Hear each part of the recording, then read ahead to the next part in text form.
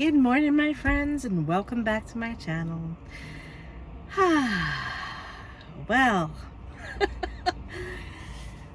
let me tell you all know my son if you've been watching my videos for a while. He is the cute, bubbly teenager with a great sense of humor. He's very loving at times. Let me take a sip of my coffee. By the way, I purchased this with a gift card that I received from a friend. So, like I said, you all know my wonderful, handsome, very capable son. However, he's driving me nuts lately. And I know that he's a boy and he's a teenager.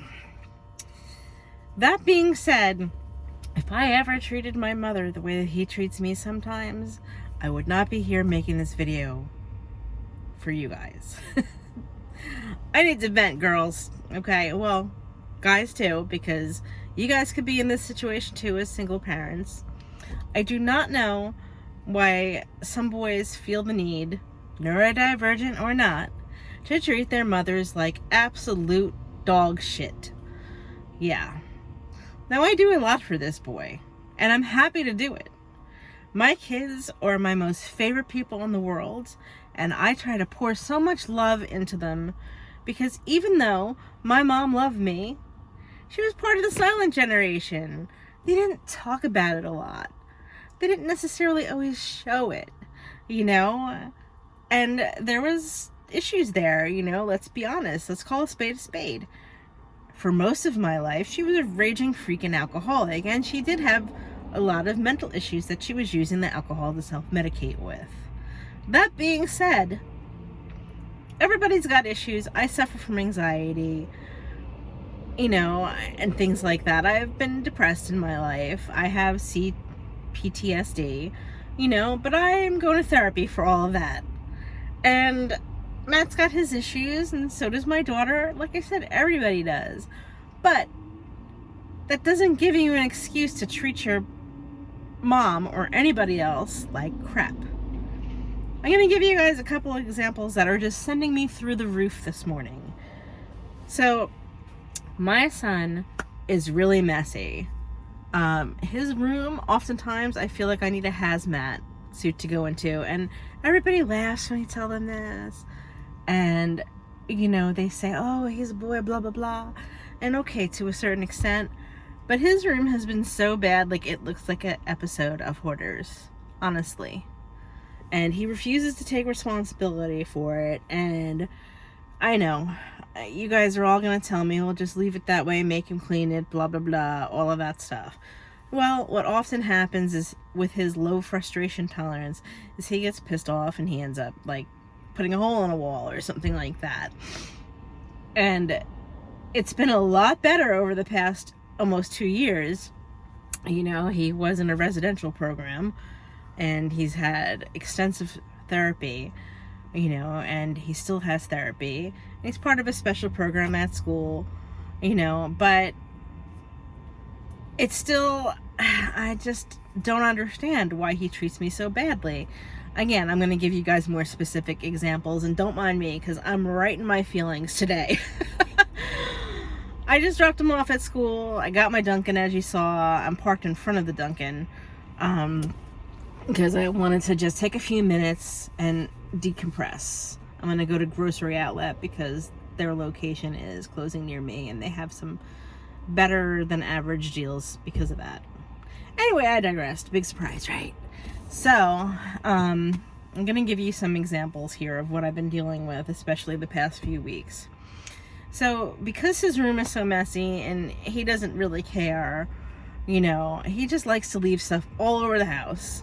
There's like a trail of his crap all over my house. I have that spiral staircase some of you have seen in some of my videos. Well, there is literally a pair of sneakers on every step because he won't bring them upstairs, and he's got ample room in his room for them.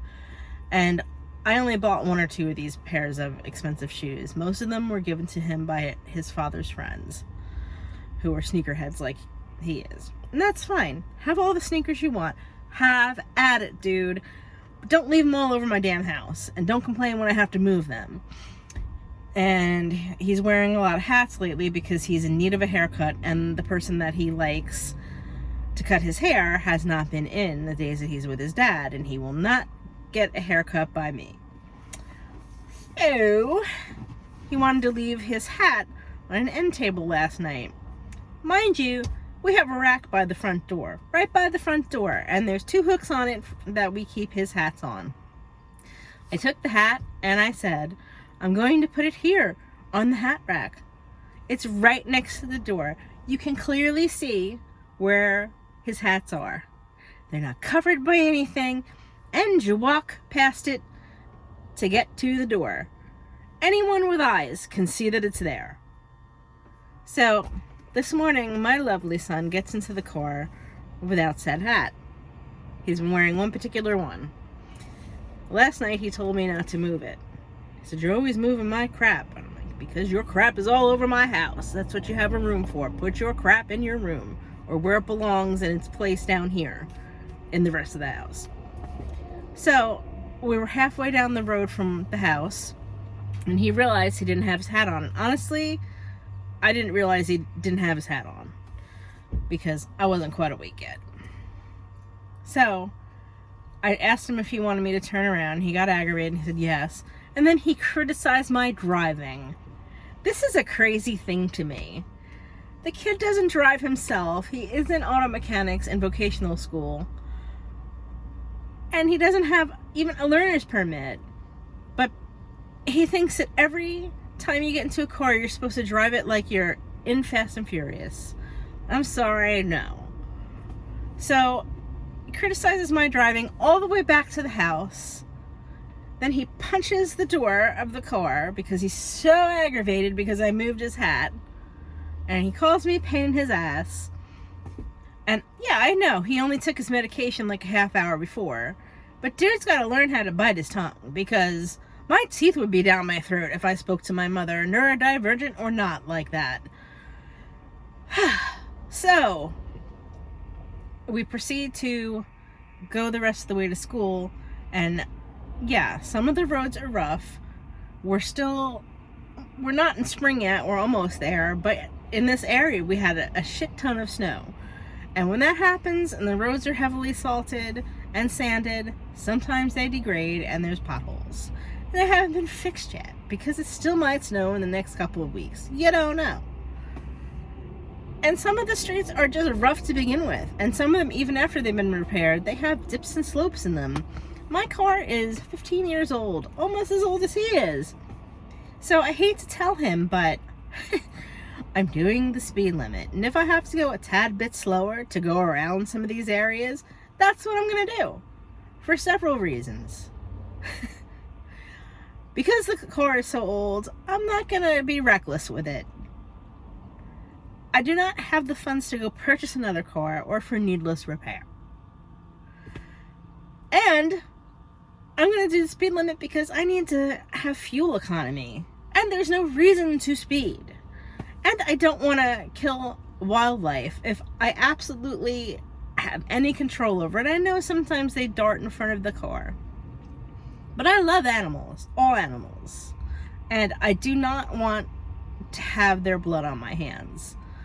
I hit a squirrel almost 30 years ago, and the memory of that is still with me. I can't stand to think of them suffering.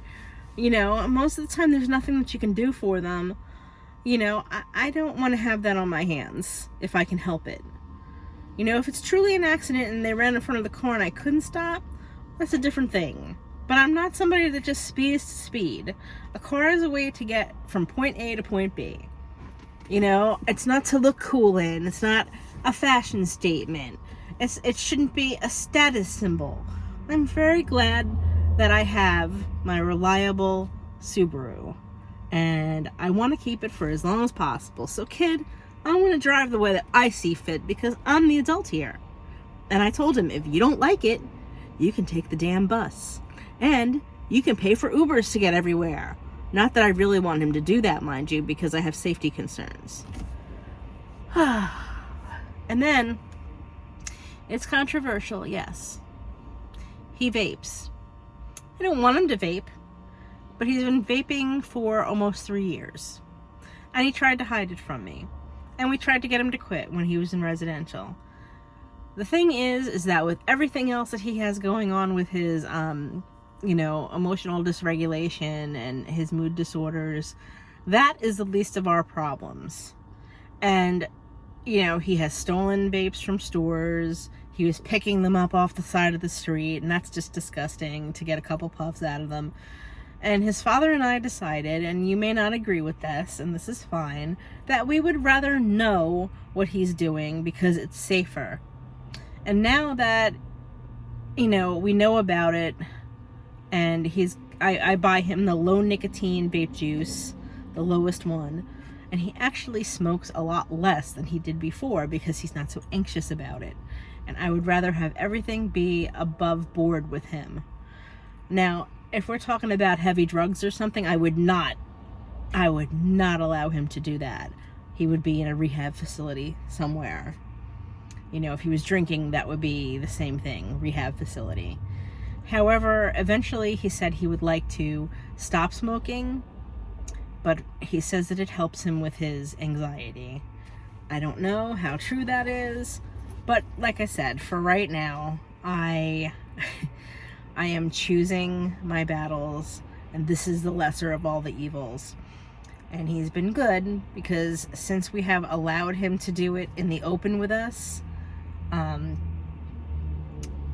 he has not been trying to bring it to school until today. So, some of his friends sneak into school, and, in his case, he had been caught a couple of years ago, and he was suspended, and he was told that if he was caught one more time in vocational, he would just be taken out of the program. Well, he doesn't want that.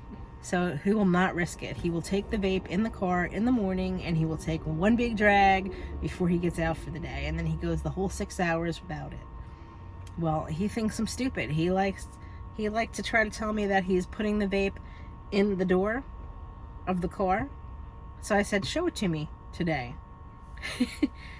Because I didn't even hear it drop in there, and you can hear it. I mean, let me see if I can find it. Yeah, this is it. This is not mine again. This is his. And when you drop it, it makes a noise, especially when there's nothing else in there. It makes a loud noise. Even when you place it, you can hear it click.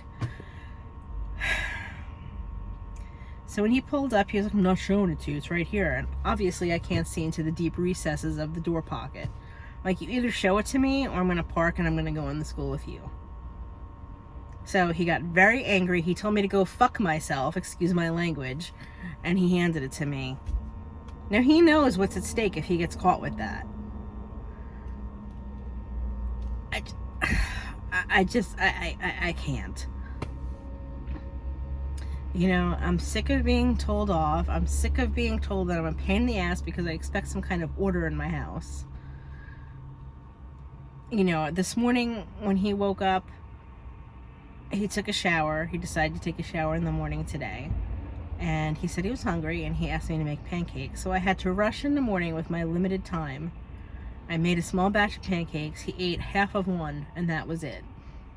I don't know why he was full all of a sudden. I mean, he eats like a garbage truck, all day long. I mean, that could be it. He is having a hard time sleeping lately, and for that I am very sympathetic. Even though both of his medications to control his moods are sedating, there is a side effect of insomnia, and he gets himself more anxious when he can't fall asleep. So he's missed quite a bit of school in the last week or so, and this is very frustrating. We're going to the doctor today to discuss his medications.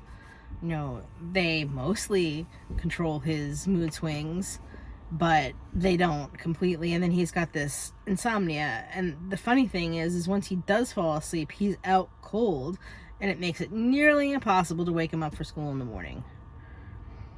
And then when I do, he's very, very nasty.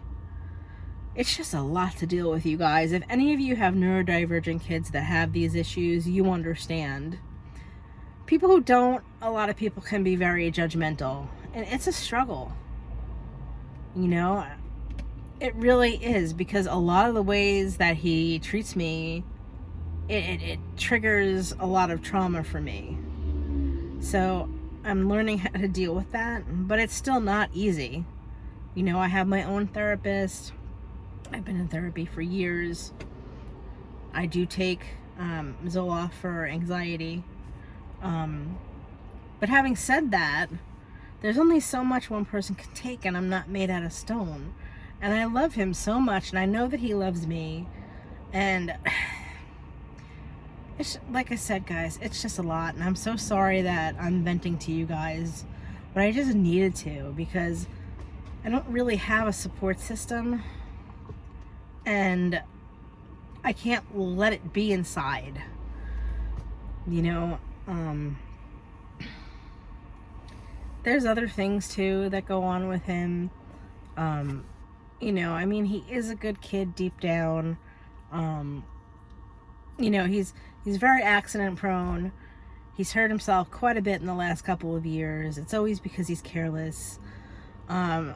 Sometimes it is truly just an accident, but most of the time it's because he's reckless and he's careless, and he just doesn't think about the consequences, and he doesn't care. And he doesn't care if we tell him that's not a good idea, you know, maybe you should think about it before you do it, you know. And he's very active, and I know that very active kids often have injuries, you know, but it's to the point where, like, I'm not even finished paying off one bill from the orthopedist, and I'm there again.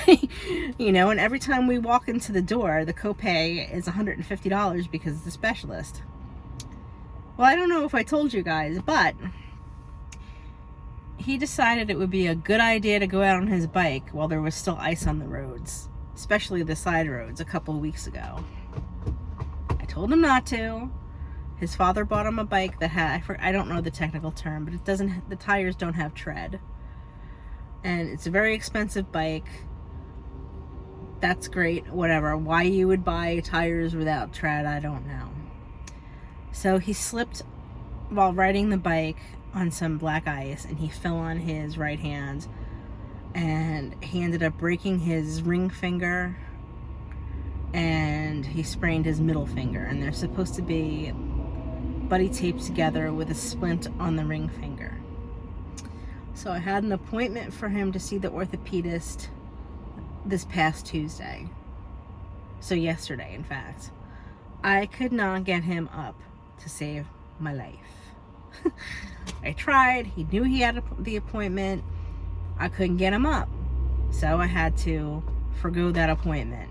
I called and I canceled it. I felt bad. But, I mean, what am I going to do? I don't like to do that to practices, because as a former dental assistant, I remember when that happened in our practice. And, you know, time is money. So, for the past couple of days, he's refused to wear the splint and have it buddy taped. Guys, I just can't keep doing this. Like, literally, 6 weeks before he broke his fingers, I can't even remember how he did it, but, he tripped over an air hose, and then he turned his ankle while he was doing some kind of skateboarding trick, and he ended up in an orthotic boot again. And I'm still paying that off because we had to go twice. And there was a hospital bill from that as well. Like I said, I know it's great that he's active, and I know active kids get hurt, but some of the things he does are just foolish, you know, and just reckless, and it's expensive. And of course, I'll take care of him and do what I have to do, but now he's not even doing what he's recommended to do, and it's on his dominant hand, so I worry. He wants to be a mechanic, and you need to use your hands to do that. And, you know, 2 years ago? Yeah, 2.5 years ago, he broke his wrist falling off of his bike doing a wheelie. And I've told him, please, like, just, I know it looks cool, but could you just calm down with all of that? Because he's hurt himself multiple times. And he's got 2 helmets. He refuses to wear either one. He says, I don't have to do what you tell me. It's my body. I'm afraid that he's really going to hurt himself. And I'm really afraid for when he gets his license. I just don't know how that's going to end up. I don't want to see him killed. He just doesn't seem to understand. But getting back to when he broke his wrist, he destroyed the cast that he was put into twice. And finally, the orthopedist got to his endpoint after 3 months of replacing this cast. Every couple weeks, like, it was around his thumb and his fingers, and it went all the way to his elbow. Okay, I know it's uncomfortable, and I know you can't use your hand, but he would actually destroy the link between his forefinger and his pointer rather and his thumb so he could move his hand better. Well, his wrist did not heal completely, and it did not heal well. It now has a bump in it, and it's no longer straight. So since he's not compliant, the orthopedist said there's nothing more he can do, and when he gets older he's going to have surgery to try to repair it, which may or may not work. And he's looking at having arthritis in his dominant hand. So he just doesn't understand the long-term implications of the things that he does. I really worry. I worry about him for his future, and I don't want to see him be in pain. And as his mother, it's just a lot to deal with, not only being verbally and sometimes in the past physically abused and having things in my home destroyed. I mean, like I said, he's been a ton better with all of that stuff. But, I can't even tell you how many thousands upon thousands of dollars I have spent to have things repaired in my home. And then he has the nerve to wonder why we don't have any money. I've drained my savings account at times to repair the things that he has destroyed and to pay for his medical bills because he's been reckless. As many of you know, if you've been following me for a while, last June, when he was out on his little e-bike without his expensive helmet, he didn't wear the helmet, and he didn't pay attention, and he got hit by a car. Thankfully, the person had slowed down when she saw him, but he didn't leave her enough time to completely stop. There was one car length in between them. And the poor girl felt so bad. She had a little scratch in her bumper from the bike, but he ended up going over the handlebars, and he broke 3 of his top front teeth.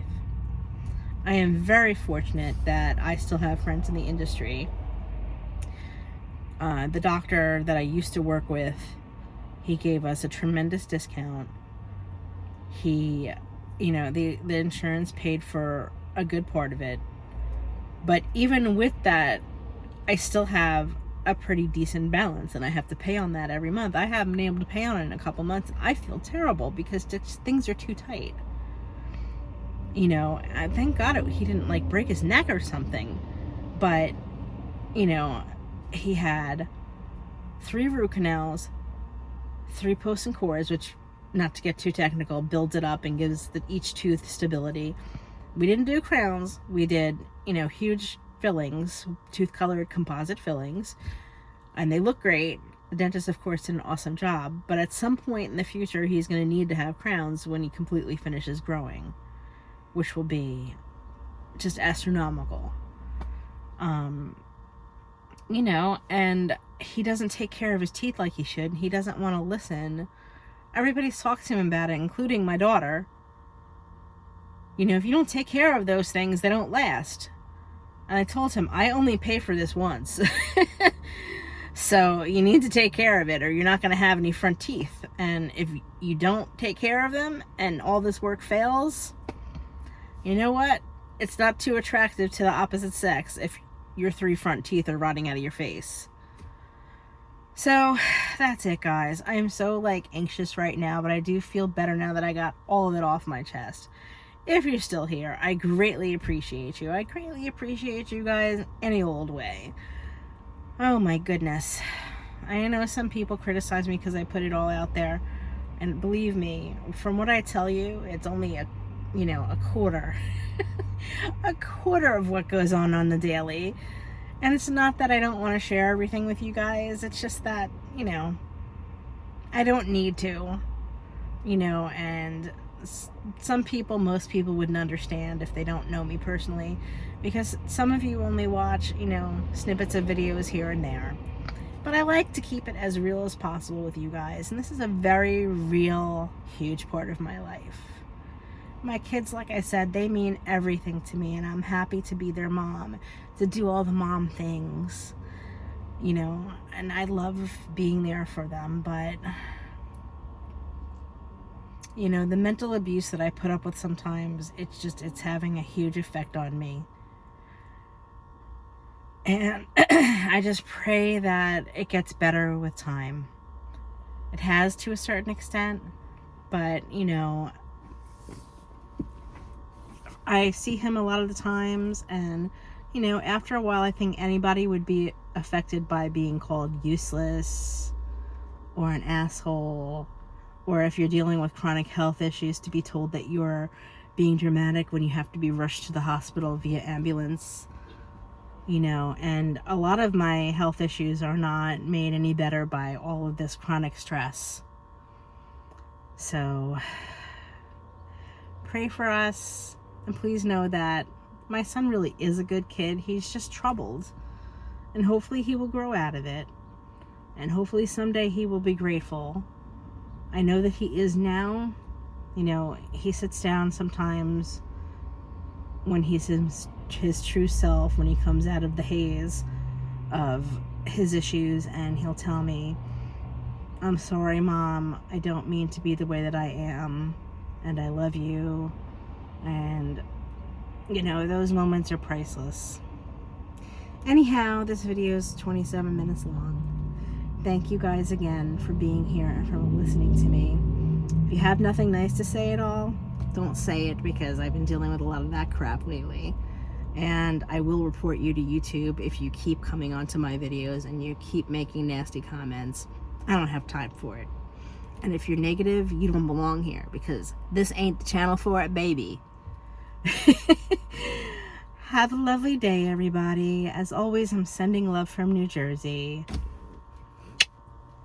Bye, guys.